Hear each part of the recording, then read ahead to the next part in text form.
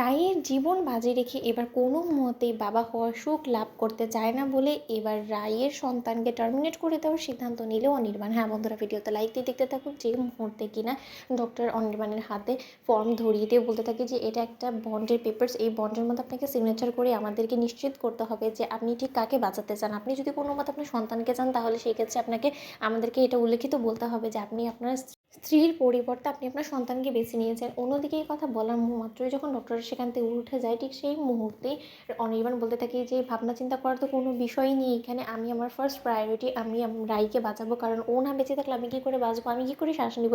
অন্যদিকে এই কথা শোনা মাত্রই অনির্বাণের মা বলতে থাকে আপত্তি করে যে অনির্বাণ, তোমার কি মাথা খারাপ হয়ে গেছে? তুমি এরকম করে ভাবনায় যদি ইমোশনাল হয়ে পড়ে তুমি কোনো রকম কোনো ভুল সিদ্ধান্ত নাও, তুমি বুঝতে পারছো তুমি গোটা জীবন কিন্তু আফসোস করবো। অন্যদিকে অনির্বাণ বলতে থাকে যে তার মানে তুমি কী বলতে চাইছো মা, আমি আমার স্ত্রীকে মেরে ফেলে আমি আমার সন্তানকে বাঁচিয়ে রাখবো, এতে করে আমার সন্তান তো অনাথ হয়ে যাবে, তাহলে সেই ক্ষেত্রে সেটা ভালো ডিসিশন হবে? তোমার কি মনে হয় যে তুমি যে কথাটা বলছো সেটা ঠিক এবং আমি যেটা বলছি সেটা সম্পূর্ণরূপে ভুল? অন্যদিকে স্রোত বলে থাকে যে আচ্ছা আন্টি, আপনি এতটা স্বার্থপর কী করে হলেন বলুন তো? নিহাতি রাই দিদিভাই পরের মেয়ে বলে আপনি রাই দিদিভাইয়ের প্রতি এতটা পাষণ্ড হতে পারলেন? আপনার কি মনে হয় রাই দিদিভাই যদি পৃথিবী থেকে চলে যায় তাহলে আপনার ছেলে ভালো থাকবে?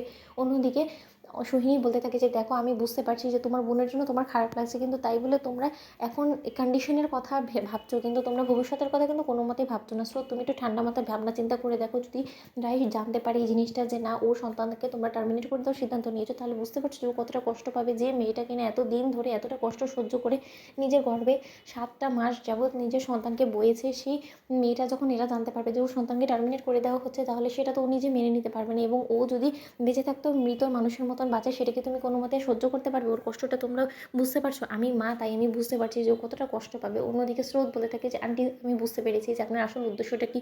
আপনি মূলত আমার রাই দিদিভাইয়ের জীবনে বিপন্ন করে দিয়ে আপনি আপনার বংশধরকে চাইছেন এবং আপনি সব থেকে ফার্স্ট প্রাধান্যই দিচ্ছেন আপনাদের বংশধরকে।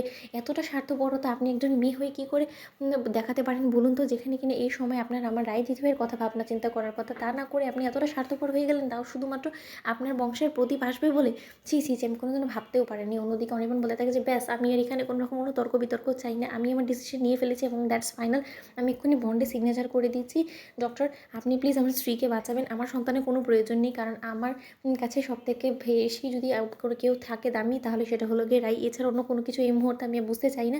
এবং মা, আমি তোমাকে বলে দিচ্ছি, তোমার যদি আমার ডিসিশনে কোনো রকম কোনো আপত্তি থাকে তাহলে তুমি এক্ষুনি প্লিজ এই হসপিটাল থেকে চলে যাও, কারণ আমি তোমাকে আর সহ্য করতে পারছি না। তুমি যতক্ষণ এখানে থাকবে ততক্ষণই এরকম নেগেটিভিটি তুমি ফেলানোর চেষ্টা করবে, যেটা কিনা আমি কোনো মতে সহ্য করবো না। তখন আমার মুখ ফসকে কিছু উল্টোপাল্টা বেরিয়ে যাবে, সেটা তোমার সহ্য হবে না। তাই দোহাই লাগে তুমি এখান থেকে বেরিয়ে যাও। তো বন্ধুরা, লাইক এবং শেয়ার করো, সাবস্ক্রাইব করতে ভুলো না।